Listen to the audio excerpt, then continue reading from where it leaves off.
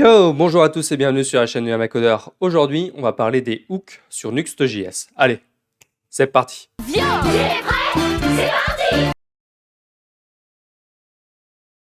Commençons par définir ce qu'est un hook. Un hook, donc littéralement crochet ou hameçon en français, permet à l'utilisateur d'un logiciel de personnaliser le fonctionnement de ce dernier, en lui faisant réaliser des actions supplémentaires à des moments déterminés. Concrètement, dans notre cas avec une application Nuxt.js, ce que ça va vous permettre, c'est qu'à certains moments du cycle de vie de Nuxt, vous allez pouvoir venir exécuter du code. Nuxt vient mettre à votre disposition de nombreux hooks. Vous pouvez les consulter au niveau de la documentation. Au niveau des hooks, vous allez donc avoir les hooks purement liés au serveur de Nuxt, quand il est prêt, quand il écoute, quand l'instance est arrêtée proprement, ou encore un hook en cas d'erreur sur l'appel d'un hook. Vous en avez aussi d'autres, donc notamment liés au rendu, notamment liés au module, donc un hook sur le before et un hook sur le done, donc avant et après que vos différents modules soient chargés. Vous allez aussi en avoir sur la commande de génération, donc avec les générateurs hook, ou sur le build. Si on va voir par exemple le build, donc ça vous permet notamment d'interagir avec Webpack, là avec le hook build.compile avant que Webpack ne compile, ou encore une fois qu'il a terminé. Vous allez pouvoir utiliser Extend Plugin, interagir avec les routes, etc., etc. Je vous laisse aller consulter la documentation si vous voulez en savoir plus. Donc là, on va juste s'arrêter dans ce tutoriel à quelques implémentations de base. D'une manière générale, j'utilise pas mal les hooks, mais surtout au travers de modules, ce qu'on verra dans un autre tutoriel. En parlant de modules, vous avez aussi des hooks proposés par les modules communautaires.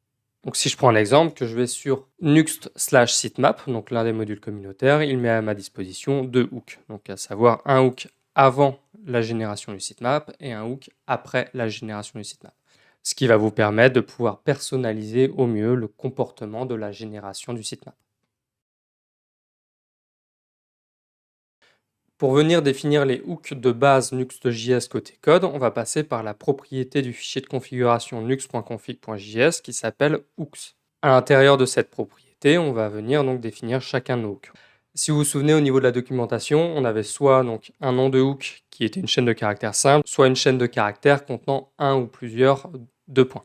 La différence au niveau de la déclaration, c'est quand vous avez une chaîne de caractères simple, vous venez juste définir une méthode à l'intérieur de votre propriété hooks. Si vous avez des deux points, c'est juste qu'il y aura un objet, donc là en l'occurrence render, qui va contenir une méthode before.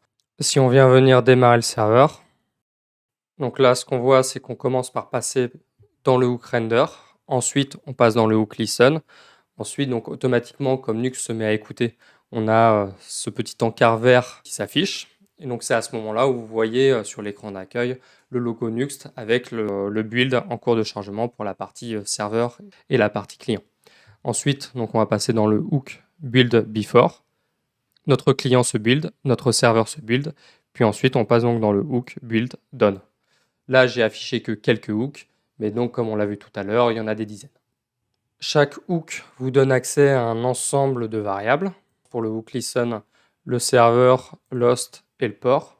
Si j'affiche par exemple l'host et le port, donc là, j'ai bien this is the host, donc l'host actuel et localhost, et j'ai laissé le port par défaut au niveau de ma configuration Nuxt. Voyons maintenant deux petits exemples. Donc l'intérêt de ces exemples, ça va pas du tout être de faire quelque chose de fonctionnel, mais ça va être de vous montrer un petit peu comment fonctionnent les hooks.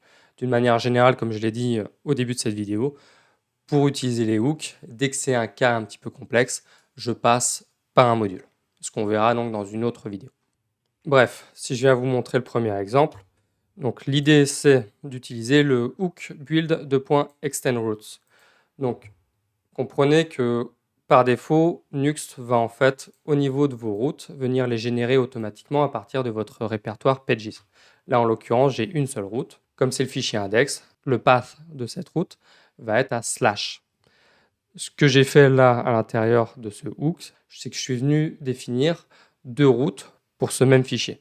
C'est par exemple ce que vous pourriez utiliser si vous veniez définir un module de traduction. Pour ma route /fr et pour ma route /en, je veux que les deux routes pointent vers le fichier index.vue ici. Donc ce que j'ai fait pour ça, c'est que je suis venu utiliser le hook extendRoutes. Par défaut, j'ai une seule route que Nuxt m'a générée en amont. donc qui va contenir un path, un name et le chemin vers le fichier en question. Je viens donc réécrire ce path. Donc à la base, c'était slash. Là, je suis venu définir slash fr. Je viens aussi réécrire le name pour ne pas avoir deux routes qui auraient le même nom à l'intérieur de ma liste de routes. Et ensuite, je viens donc dupliquer cette première route et la pousser dans mon tableau de routes. Donc à ce moment-là, je vais bien avoir deux routes qui vont pointer vers le même fichier. Si je lance le serveur pour vous montrer. 6.5 hours later. Voilà, donc là, mon serveur a redémarré. Si je vais sur localhost 2.3000 /, ma page n'est pas trouvée parce que la route n'existe plus. Si par contre, je vais sur /fr, à ce moment-là, ma route existe bien. De la même manière, si je vais sur /en, la route existe bien et pointe bien vers la même page que celle qui avait été définie au niveau du /fr. Je vais vous montrer maintenant un second exemple avec le hook components. Donc l'idée, c'est que Nuxt, par défaut, inclut des modules, en l'occurrence le module @nuxt.js/components, dont vous pouvez voir la documentation s'afficher ici. Donc en l'occurrence, ce module va vous permettre d'accéder à un hook, le hook components:2.dir. Ce hook, vous allez pouvoir l'utiliser soit au travers d'un module, donc comme ici, donc ce qu'on verra une prochaine fois, soit venir l'utiliser de la manière suivante. Donc hooks components avec la méthode dir.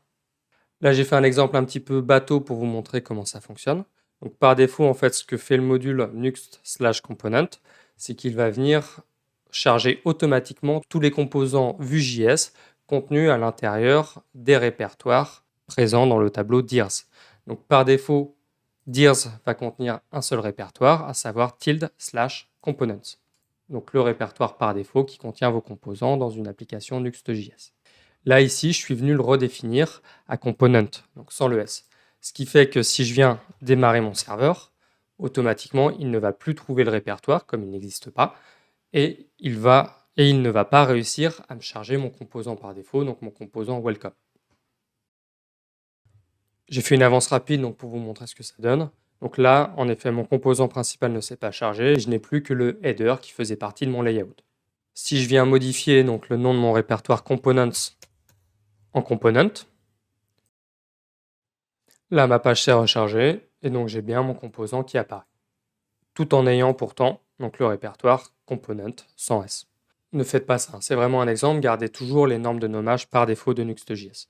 Mais on viendra donc dans de prochains tutoriels utiliser ce hook pour venir faire du domain-driven design.